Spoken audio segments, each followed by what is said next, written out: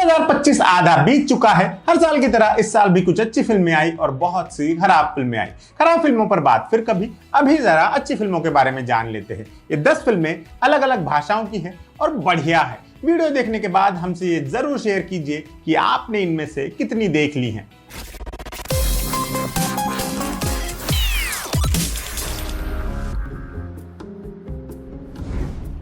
List की शुरुआत हम करेंगे सोहम शाह की फिल्म क्रेजी से, जिसे गिरीश कोहली ने डायरेक्ट किया था। तुम बार जैसी ग्रैंड फिल्म से सबको मोहित करने वाले सोहम शाह ने इसमें लीड रोल भी किया है।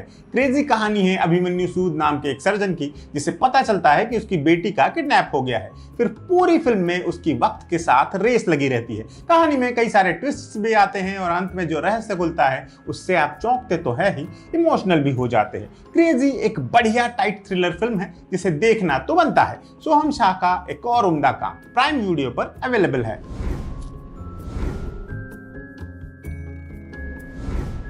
जिस दिन क्रेजी आई थी उसी दिन रिलीज हुई थी सुपर बॉयज ऑफ मालेगांव। ये कहानी है कुछ सिरफिरे लोगों की जो सिनेमा जीते हैं, जिनकी पहुंच सिनेमा की चमकीली दुनिया तक नहीं हो सकी, तो वो सिनेमा को ही अपने घर ले आए और उसे अपने अंदाज में सजाया संवारा। मालेगांव के कुछ सिनेमा प्रेमी लड़कों की ये कहानी इतनी इंपैक्टफुल है कि मेरे लिए ये फिल्म ऑफ द ईयर साबित हुई। इतना ओवरवेलमिंग एक्सपीरियंस था ये फिल्म देखना कि लंबे अरसे बाद सिनेमा हॉल में रोंगटे खड़े होने का अनुभव लौटा। आंखें भीगने की तजुर्बे की वापसी हुई।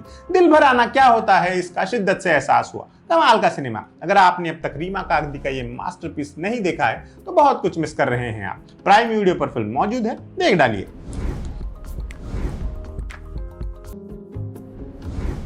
हिंदी सिनेमा ने इस साल एक और बेहतरीन फिल्म दी, फुले।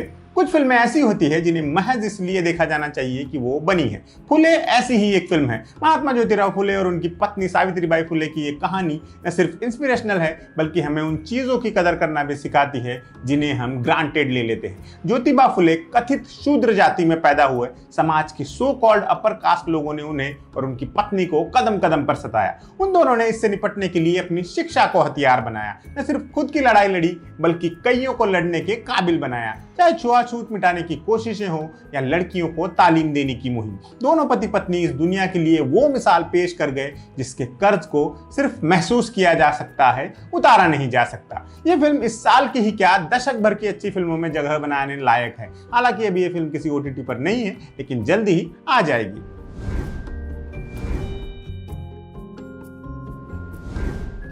जिस हफ्ते सिनेमाघरों में रिलीज हुई ठग लाइफ और हाउसफुल 5 जैसी बड़ी फिल्में दर्शकों को निराश कर रही थी, उसी हफ्ते प्राइम पर एक बढ़िया फिल्म आई, स्टोलन, जिसमें अभिषेक बैनर्जी, शुभम वर्धन और मिया मैल्जर जैसे कलाकार हैं। स्टोलन शुरू होती है एक रेलवे स्टेशन पर। एक महिला का बच्चा कोई चुरा लेता है। उसी वक्त दो भाई वहां मौजूद होते हैं। घटना इतनी तेजी से घटती है कि जल्द ही दोनों भाई इस बच्चा चोरी के केस में उलझ जाते हैं।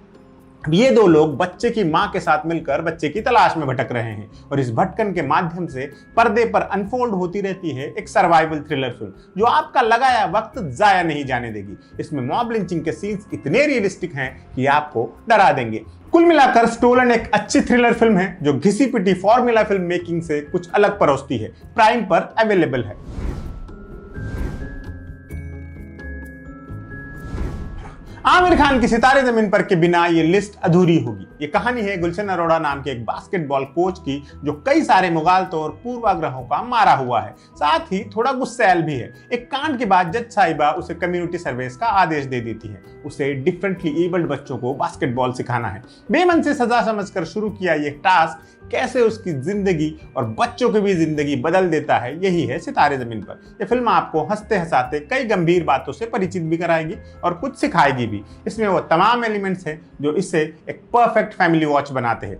आपको इसमें क्लीन कॉमेडी मिलेगी, पारिवारिक कॉन्फ्लिक्ट मिलेंगे और इमोशंस का तड़का भी, और ये सब कुछ एक मैसेजिंग के साथ। इसकी सबसे बड़ी ताकत है इसकी कास्ट। आमिर तो खैर आमिर हैं ही, उनके अलावा तमाम बच्चे आपका मन मोह लेंगे। फिल्म की कास्टिंग पर किसी ने तगड़ी मेहनत की है और उसका अच्छा नतीजा निकला है। सारे बच्चों ने बहुत ही उम्दा काम किया है। अभी सिनेमाघरों में चल रही है, नहीं देखी है तो देख डालिए।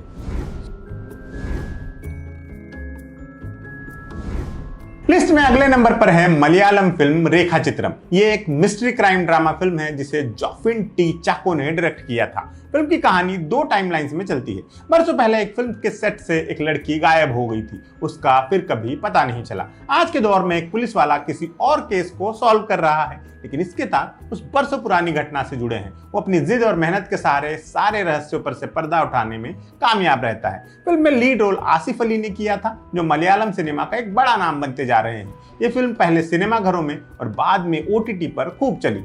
आपको देखने का मन हो तो सोनी लिव पर देख सकते हैं।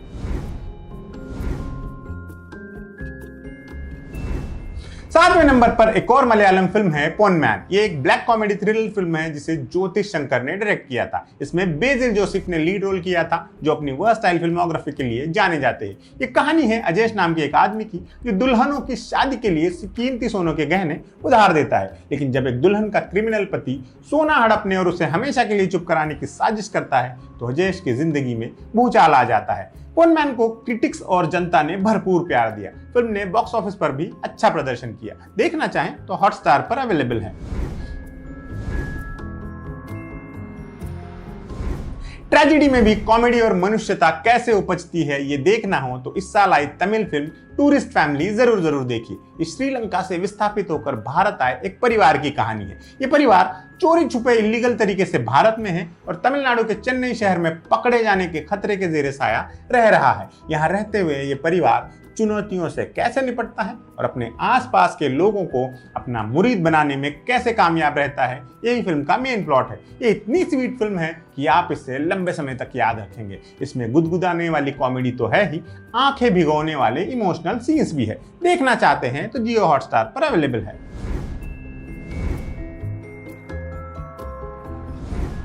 कोर्ट स्टेट वर्सेस अ नोबडी एक तेलुगु लीगल ड्रामा फिल्म है जिसे आपको मिस नहीं करना चाहिए। ये एक थ्रिलिंग कोर्ट रूम ड्रामा तो है ही, इससे ज्यादा ही डिलीवर करती है। ये कहानी है एक पॉक्सो केस की, जिसके आरोपी को डिफेंड करने की जिम्मेदारी हमारे फिल्म के हीरो के कंधे पर है। ये फिल्म हमें बताती है कि कैसे समाज की भलाई के लिए बनाए गए कानून भी गलत हाथों में पड़ने के बाद किसी के लिए बुरा सपना बन सकते हैं। जब कानून को समर्थ लोग हथियार बना लेते हैं तो गरीब गुरबाओं की शामत तो आनी ही है। यह फिल्म एक नोबडी की कहानी कहती है। नोबडी यानी ऐसा कोई शख्स जिसकी कोई आइडेंटिटी, कोई औकात नहीं है, जिसके होने न होने से किसी को खास फर्क नहीं पड़ता। हमारी जेलें ऐसे नोबडीज से भरी पड़ी हैं जिनकी मामूली सी जमानत देने वाला कोई नहीं है। कोर्ट इस मुद्दे पर बड़ी मुखरता से बात करती है। आप इसे नेटफ्लिक्स पर देख सकते हैं।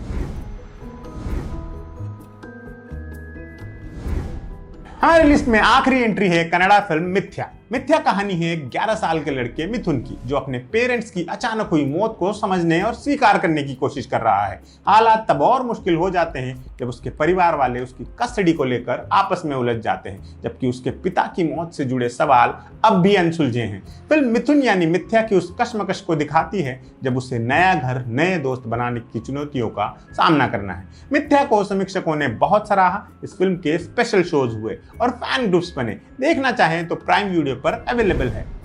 तो ये थी इस साल रिलीज हुई 10 ऐसी फिल्में जो आपकी लिस्ट में होनी ही चाहिए। आपने इनमें से कितनी फिल्में देखी हैं और आपकी अपनी लिस्ट में कौन सी फिल्में हैं, हमें कमेंट करके जरूर बताइए। और देखते रहिए एम बोले तो। फिल्में एडिट टेबल पर बनती हैं, क्या मतलब है इस बात का?